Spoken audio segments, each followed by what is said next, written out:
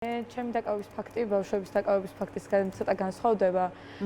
მე როდესაც ნახე კადრები, მე თვითონ დევნილი გახლავარ, დევნილი ოჯახიდან გახლავარ და როდესაც ნახე კადრები, როგორ ექცევდნენ დევნილ მოსახლეობას, ასახლებდნენ პატარა ბავშვებს, გამიშდა მათ მიმართ სოლიდარობის გრძნობა და გადავწყვიტე, რომ ამდგარიყავი და წავსულიყავი იმ ადგილას თვალწვრელიძის ქუჩაზე.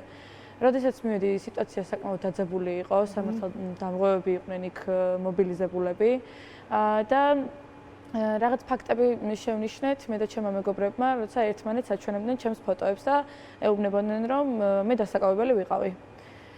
მთელი დღის განმავლობაში ცდილობდნენ ჩემს და როგორ უკაცრავად ერთი წამი. კი.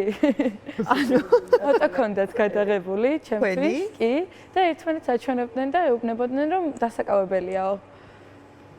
კი, და მთელი დღის განმავლობაში რაღაც შერკინების მომენტები როცა იყო ხოლმე პოლიციის და პოლიციასთან ჩვენს შორის ვერ მოახერხეს, რომ მეც დავეკავებინე ჩემს მეგობრებთან ერთად.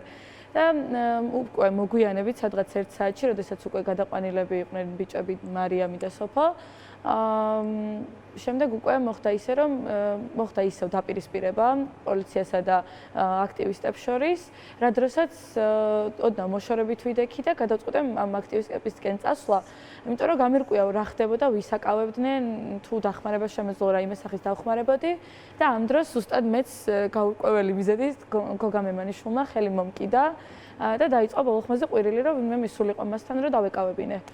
არავინ არ მივიდა, იმიტომ რომ ძალიან დაძაბული სიტუაცია იყო და ამ დროს მანქანისკენ მიმაცრევდა და რომ მიხვდა, რომ ესე უბრალოდ ვერ შეძლებდა ჩემს წათრევას, თმებში მომკიდა ხელი და თმების თრევით შემაგდო მანქანაში.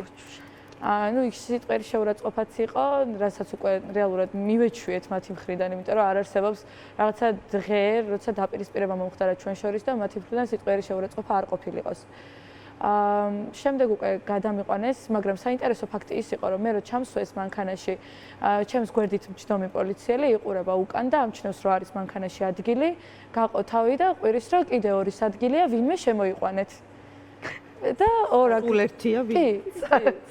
აქტივისტს მოკიდეს ხელი, შემოიყვანეს და კიდე ერთის ადგილია დავამატოთ ერთიცო და კიდევ ერთი ბიჭი შემოიყვანეს დათო, ვასო და ამით ერთობიან თუ რა ხდება? ნუ თავიდანვე კადრებში დავასრულებინოთ რა მარიამ ბოდიში. და რაღაც ძალიან მჭიდროდ ვიჯექით მანქანაში, ვიყავით 9 ადამიანი და როდესაც ვასოს პროცესი იყო მოწმე და იკითხა, რომ მომაც თქვა, რომ მანქანაში მხოლოდ 4 ადამიანი ისხდნენ.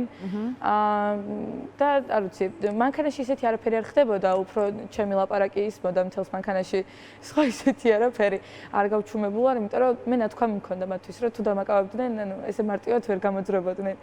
პოლიციის დეპარტამენტშიც რო გადაგვიყვანეს, იქაც ესეთი ცუდი არაფერი არ უთქვამს არც ერთ პოლიციელს.